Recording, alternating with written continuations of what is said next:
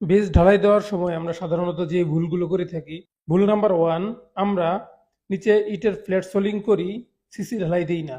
2 number ভুল হচ্ছে আমরা ইটের ব্লক ইউজ করি, আমরা ব্লক তৈরি করে নেই না। 3 নাম্বার ভুল হচ্ছে আমরা পানির ভিতরে ঢালাই দিয়ে দিই অথবা ময়লার ভিতরে ঢালাই দিয়ে দিই। 4র্থ নাম্বার ভুল হচ্ছে বেজের ভিতরে পানি থাকে, তখন কন্ট্রাক্টর সব বলে যে আমরা কিছু শুকনা মাল দিয়ে দেই, শুকনা মাল দিলে জামাট বেঁধে শক্ত হয়ে যাবে, কিন্তু এই জিনিসগুলো একেবারেই করবেন না, এগুলো কোনোভাবেই ঠিক না। বেজ ঢালাই দেওয়ার সময় অবশ্যই নিচে ইটের ফ্ল্যাট সোলিং এর উপর সিসি ঢালাই দিয়ে নিবেন। তারপর আপনারা সিমেন্টের ব্লক তৈরি করবেন, ব্লক তৈরি করার পর ব্লকের উপর আপনার বেজের খাঁচাটি বসাবেন। বেজের ভিতরে পানি থাকলে অবশ্যই জগ মোটর দিয়ে পানি উঠিয়ে ফেলবেন।